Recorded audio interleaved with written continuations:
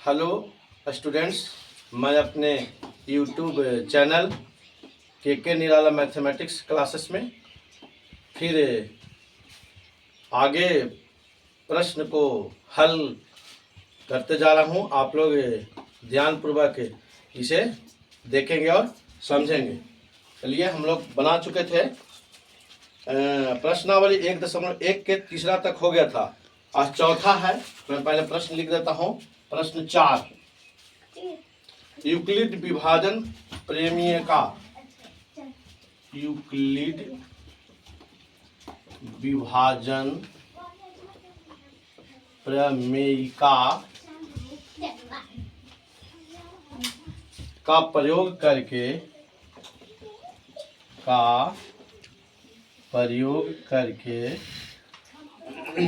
दर्शाइए कि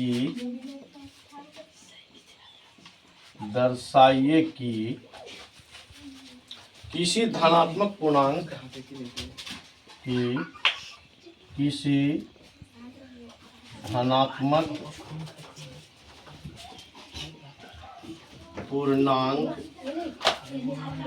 का वर्ग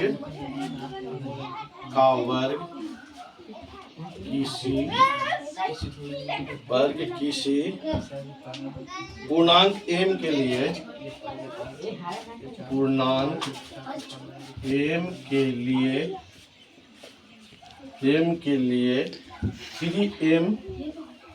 3m या 3m प्लस 1 के रूप का होता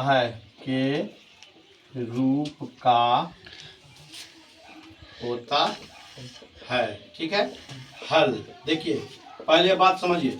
यूक्लिड विभाजन प्रमेयिका का प्रयोग करके दर्शाइए कि किसी धनात्मक पूर्णांक का वर्ग किसी पूर्णांक m के लिए 3m या 3m प्लस 1 के रूप का होता है। तो इसको हम हल करेंगे।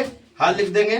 भाग लेमा से हम जानते हैं कि भाग लेमा या यूक्लिड विभाजन से हम जानते हैं कि यूक्लिड विभाजन एल्गोरिदम से हम जानते हैं कि a बराबर BQ प्लस R, जहां 0 less than equal R less than B। ठीक है। B बराबर 3 रखने पर, 3 कहाँ से है देखिए, आपको प्रश्न में दिया हुआ है। तो a बराबर 3Q प्लस R, जहां R बराबर हो जाएगा 0, 1, 2 तक रखना है। ठीक है। जब R बराबर 0 तब a बराबर 3Q प्लस R या a बराबर 3Q plus 0 imply that a बराबर 3Q। अब क्या कहता है, दोनों तरफ वर्ग करना है। वर्ग, तो दोनों तरफ वर्ग करने पर या स्क्वायरिंग बोथ साइड, कुछ लिख सकते हैं, स्क्वायरिंग बोथ साइड्स। ठीक है। अब a का स्क्वायर बराबर 3Q का स्क्वायर, इसलिए a स्क्वायर बराबर 9Q स्क्वायर, इसलिए a स्क्वायर बराबर 3 कॉमन ले लीजिए तो बच गया 3Q स्क्वायर। चूंकि 3Q स्क्वायर बराबर m माना, इसलिए a स्क्वायर बराबर 3m हो गया। फिर या पुनः लिख दीजिए, पुनः r बराबर 1 रखने पर, फिर लिखेंगे, इसलिए a बराबर 3Q plus R imply that a बराबर 3Q प्लस 1। फिर अगेन लिख देंगे, स्क्वायरिंग बोथ साइड्स।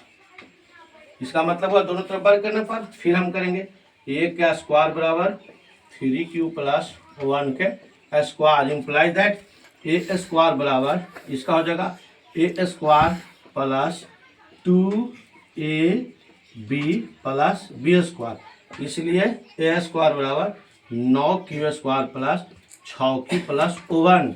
इधर आ जाते हैं, इसलिए a स्क्वायर बराबर 3 कॉमन लेते हैं, हो गया 3Q square plus 2Q plus 1। इतना बराबर m मान लेता हूँ। 3Q स्क्वायर प्लस 2Q बराबर m माना। क्यों माना m? क्योंकि आपको प्रश्न में m के रूप में लाना है। इसलिए ए स्क्वायर बराबर 3m+1। फिर लिख देंगे अतः किसी धनात्मक पूर्णांक, अतः किसी धनात्मक पूर्णांक का वर्ग किसी पूर्णांक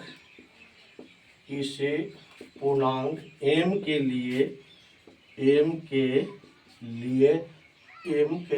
3m या 3m+1 के रूप का होता है।